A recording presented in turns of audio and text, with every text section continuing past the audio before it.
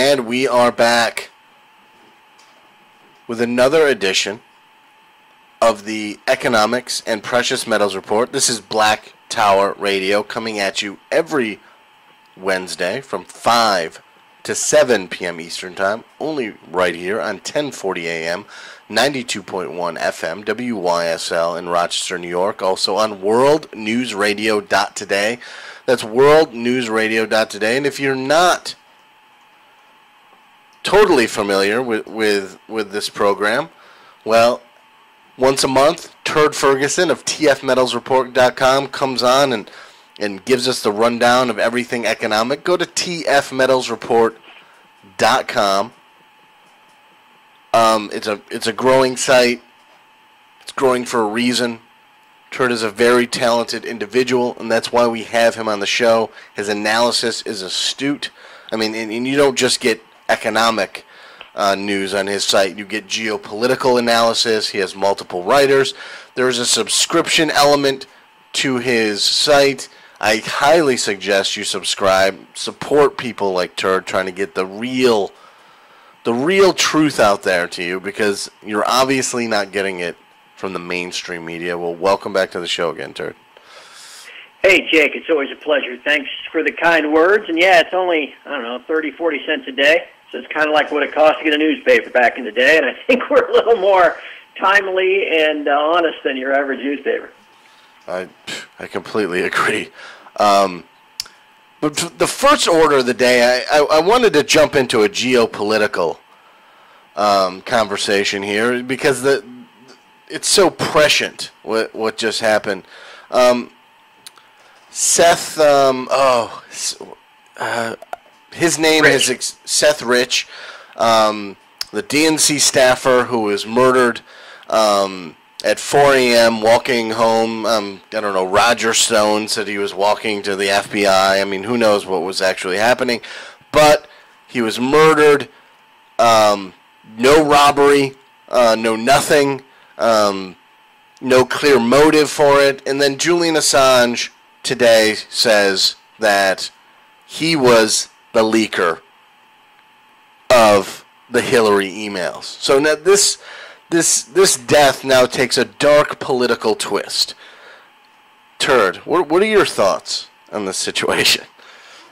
Well, I tell you, when I first saw this story last night, Jake, I'm sitting in my office in my house and working on a couple of things, and I hit Twitter. No, maybe I saw it on the Drudge Report. And, what is it? And I clicked on it, and it was on the Gateway Pundit site, which is a legitimate site.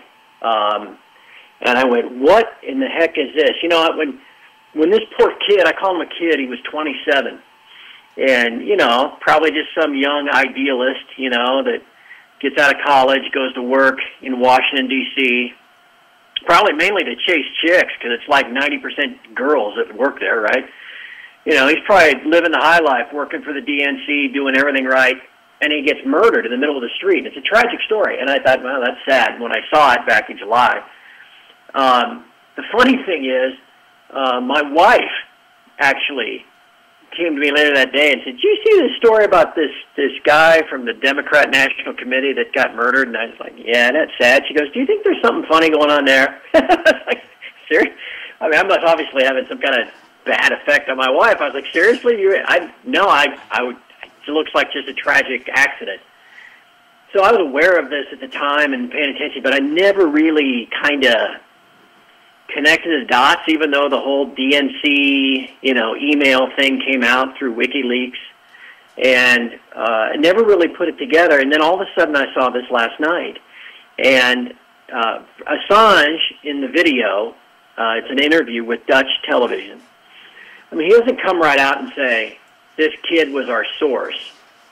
But he clearly implies it. And if you watch his body language, as he's asked whether he is the source, he kind of says, well, I'm not going to say that, but he's nodding his head yes. So this is something that, this is not the realm of conspiracy theories, man. I go back to the 80s and the 90s, and I remember all the stories about Bill Clinton and the Mena airport, and Vince Foster blowing his head out, in the park and all. heard all. I mean, these stories continue to this day. But I've always just kind of thought, well, anybody can ascribe all kinds of nefarious motives to a bunch of things that just happen.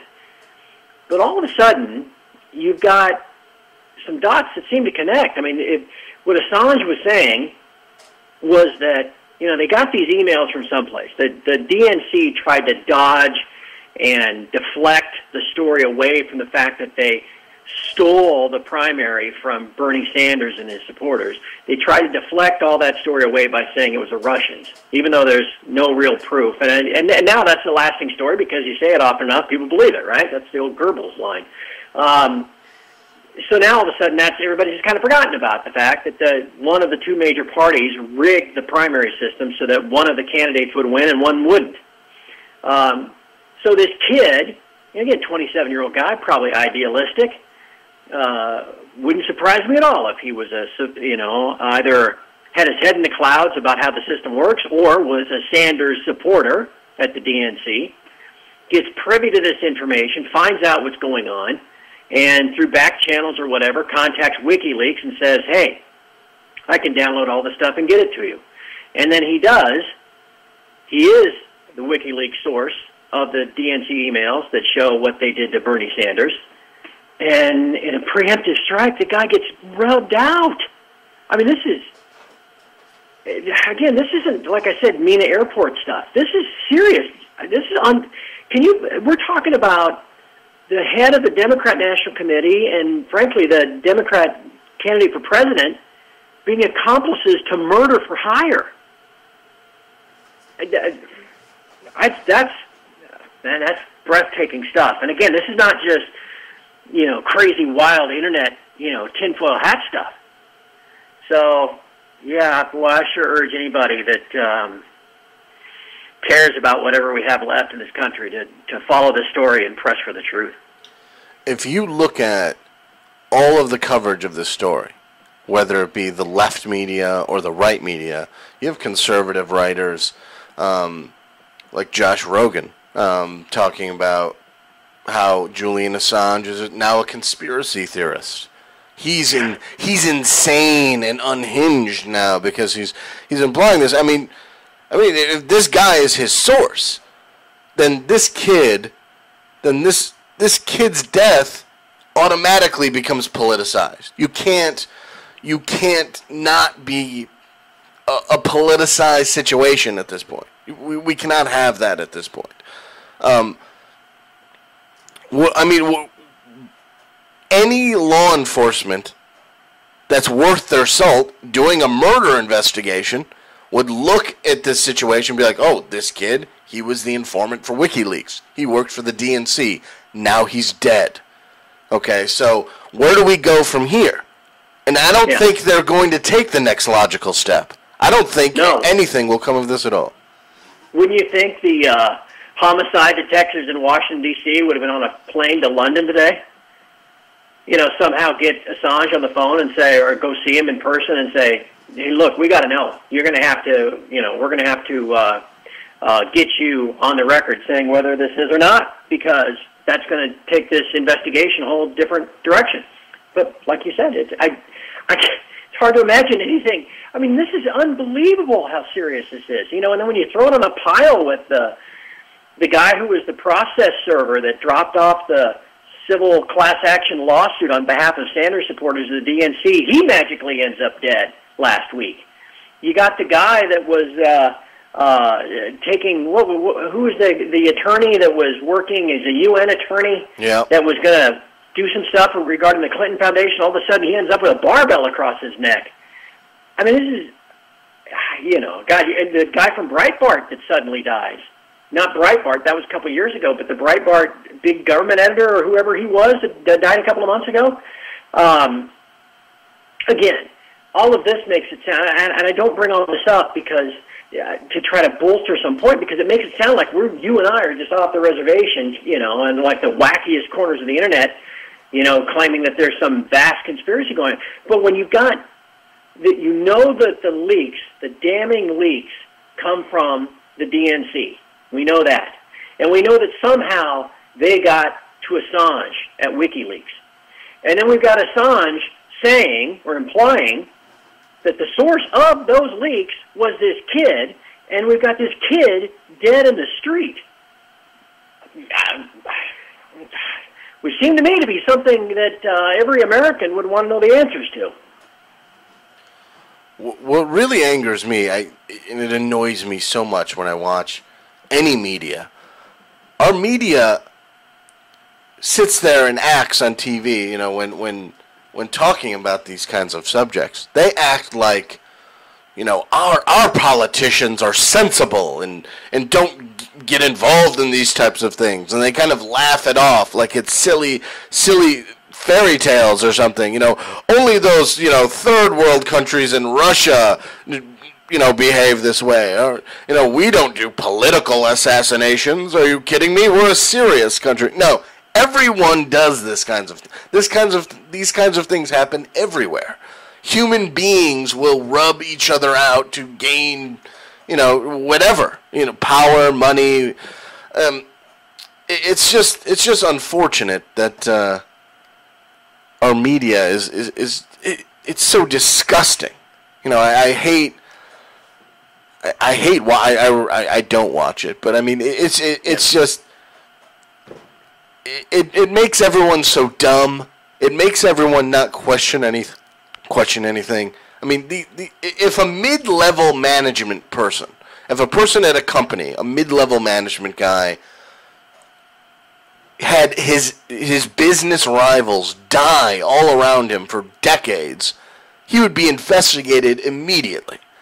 But, you know, the Clintons, I guess, are, you know, they're just sensible people. It's just a coincidence. Yeah. Yeah. Jake, at TF Metals Report, for years we've called it the political financial media complex. And think of that as like three intertwined circles, like a Venn diagram, right? And they all work together, supporting each other. The political and the financial is obvious, and that the politicians need cash to come up with social programs and military budgets in order to reassure their reelection. And the bankers, the financial part of it, are happy to come up with that cash for them, whether it's through the Treasury Department or the Fed or the Fed's primary dealer banks. And the media plays along in a vital part of that complex, crafting a message, whether it is this message that, oh, yeah, the economy's great. Oh, you got to be some kind of lunatic to not look at it. Haven't you seen the unemployment rate? You know, what we call management of perceptions, so to get you to think that all is well. Well, they also manage perceptions from a societal standpoint, either to get you to think that all is well and to not be worried about what appears to be a political assassination, or to get you to think that things are terrible. You know, that obviously, cops everywhere are out to assassinate anybody that doesn't have white skin. And they promote whatever agenda shapes the rest of the public into doing what they want them to do and having the beliefs that they want them to have, all of them promoting this political financial media complex and keeping that going. That's what that game's all about, my friend. And, you know, at some point, I came up with a term about 10 years ago. I called it narcissism, that you almost become narcissistically cynical, meaning that you get so cynical to all this and realize there's nothing you can do to change it, that from a narcissistic self-preservation standpoint, you might as well just do nothing. Just bury your head in the sand and, you know, and go live on a lake somewhere, because there's no sense getting ticked off, you know, and storming Washington with a pitchfork, because nobody cares.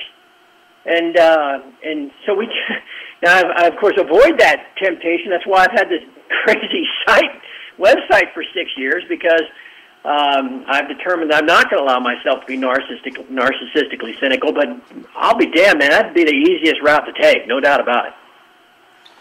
Yeah, it's funny how you say that. Like, people get so worked up by whatever the media decides is an issue that we should care about, whether it's true or false. I think a lot of people don't even understand what they're angry about. You know, like, there's feminism. Feminists, I don't think, really understand, by and large, what they're talking about. When they're talking about a wage gap, Wage gap does not exist, and the media keeps talking about this like it's a fact. There is no wage gap. If there was a wage gap, businesses would be hiring women like crazy because they work for nothing, apparently. You know? But there is an earnings gap for sure, but the earnings gap is because of multiple things. You know, women take more vacations, women take more time off, women take maternity leave. When women have children, they're not available as much. Men work more hours than women. A lot of men, and this is not the case with all men, obviously, and all married women with children or just single women with children, but by and large, because there is an earnings gap here, men are just more, the market has determined that men are more valuable employees. They work longer. I mean, that's what employees are looking for. You want to come in, you want to work 10 hours? Great, I need that. You know, women, you got to go home and pick up Johnny off the bus? I'm sorry, but you're just not going to get as paid much as Jack. And that's just the way it is. There will never be a narrowing of that gap because of that. As long as women are the primary caretakers of children, and the media just keep pumping this out, you know, every single day, making people hateful, and it's not even real. It's disgusting. I'll give you one more, Jake, on a kind of similar grand scale. The political part of that complex constantly casting the other side as being responsible for what they call income inequality. That somehow the rich are getting richer and the poor are getting poorer because of the other party's policies. And they pit one versus the other while always offering the same solutions. Here's the deal. The reason why the standard of living in the U.S. has declined, and declined steadily since I was a kid in the 70s, is because of the U.S. Federal Reserve and because of the politicians whose insatiable demand for new dollars so they could grow and grow the government has caused us to completely separate from sound money, completely close our gold window back in 1973, divorce ourselves completely from any hinge to sound money, and just create as much as we can. This income gap that everybody talks about, how the poor, downtrodden middle class keep getting squeezed, is because of all politicians and the bankers that feed them the cash. It doesn't have to do with the Republicans or the Democrats or this program or this level of taxes. It's because of the current system, the bankers and the Federal Reserve. It doesn't have anything to do with what they will tell you it is, because if they can tell you, oh, it's the Republicans' fault, oh, it's the Democrats' fault, then you won't actually look at what is really at fault. That's what it's all designed that way. And you see that all throughout any public discussion that we have in the U.S. You know, your example of wage inequality is just another one. Yeah. Meanwhile, they're feasting off this division and hate for ratings. Yeah. And all sorts of. Keep themselves in power. Keep themselves getting votes. All that jazz. And the I almost call them the stupid people, the uninformed people that are just led like sheep into going out and protesting and bitching and moaning about this or that because they've been told that is some kind of a problem. I mean, I'm not trying to say there aren't problems. I mean, there are. But, I mean, the ones that just get all trumped and riled up by the media to go out and, complain about that. I mean, it's sad to see. They are, what was it, Lenin or Trotsky or whomever that talked about the useful idiots. We're a society of useful idiots. All of them at least, getting played by this, again, political, financial media complex. Amen to that, Turd. So, moving on a little bit, I wanted to get your thoughts on the latest phony jobs report that makes no sense at all. Oh, my God. I tell you, Jake, I've seen some doozies in the last 6 or 7 years of running TF Meadows Report. But what we've seen in the last 90 days is breathtaking. One, that's just a fallacy that this is anything close to being accurate, but it's still, God is treated as if God himself came down and told you exactly how many jobs were created. I mean, if you think about it, this last report came back on Friday. What was Friday? The 5th of August, right? Yeah. So they were telling us how many jobs the U.S. economy created in July. Does anybody ever stop to think about how utterly impossible that is to have to know on the 5th of July? It's 100% impossible. There's no way. Especially some government bureaucrat in a cubicle is going to sit there and be able to tell you with any level of accuracy how many jobs the American economy created in a calendar month that just ended 4 days before, right? So, I mean, one right there should tell you that this is all just a joke. And so what is it? It's a bunch of statistical garbage. What they basically do is they make a couple surveys. Over the course of the month, they try to figure out, just like a poll, a presidential poll. Well, we polled 1,000 people, and we've got a margin of error of 5.6% and all this jazz. They take that, and then they also do these tricks where they go back and they look at seasonality and how things have gone in the past. Well, of course, that doesn't have anything to do with how things are going at present, but they got to base it on something, right? So they look back and they say, well, in typical August in the past, we know that, that's usually a good or bad time for hiring, and so they factor that in. Then they also go back and they look and they say, typically during the month of August in the past, we found that X number of new businesses have opened across the country and X number of businesses have closed, and the net difference, reports to, in this case, 112,000 new net jobs. Now, they reported 255,000. Of that number that they completely plucked from thin air was this other number, 112,000, that they completely made up based off of this modeling that they do that, in the past, that's how many jobs have been created in the course of a month from businesses that have started versus businesses that went out of business. I mean, it's all just make-believe. It's all just statistical guesswork BS. But yet it's reported as if it's, like I said, the gospel truth that Moses just came down from Sinai with it written on a tablet.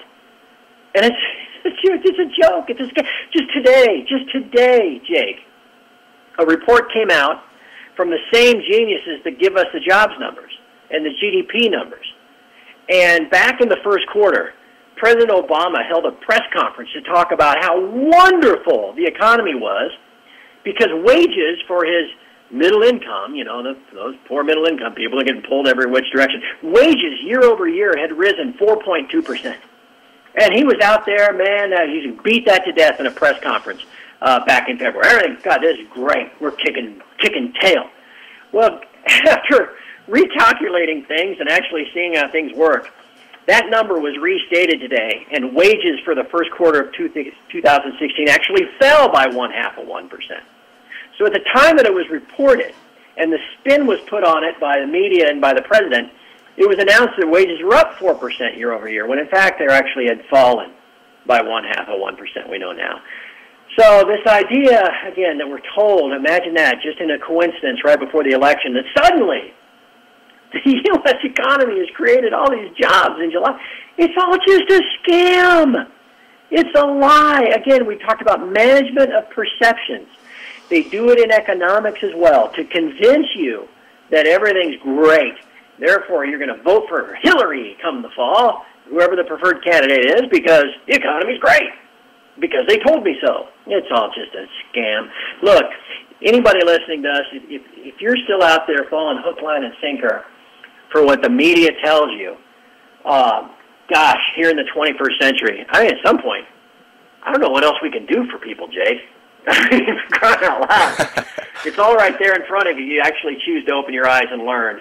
And if you can avoid the narcissism like we talked about, I think you'll quickly see that the world is not what you think it is. I mean, this is directly from the July jobs report. It says, in July, 2 million persons were marginally attached to the labor force.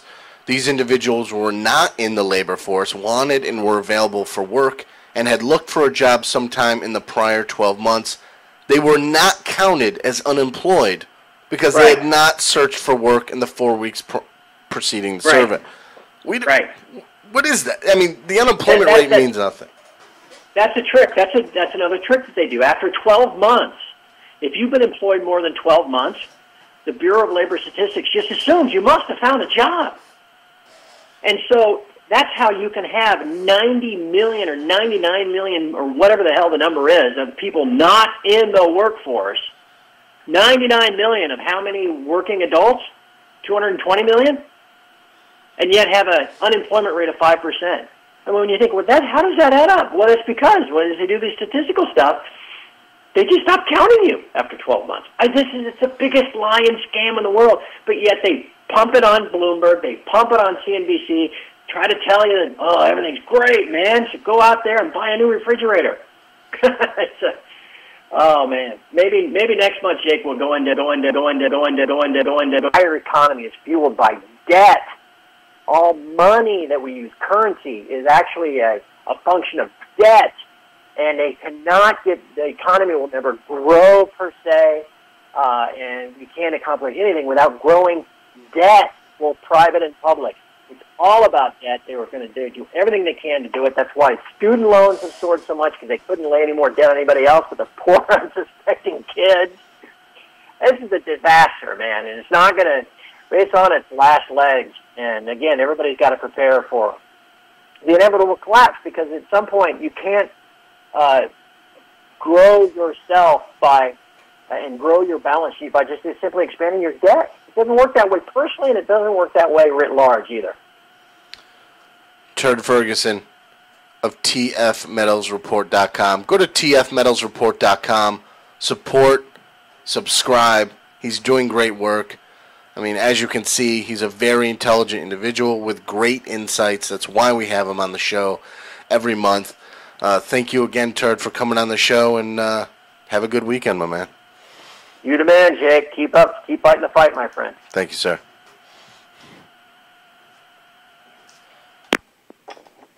And that is another edition of Black Tower Radio. We will be back next week with your favorites in alternative media. So stay tuned for a repeat of Project Censored. Good night, everybody.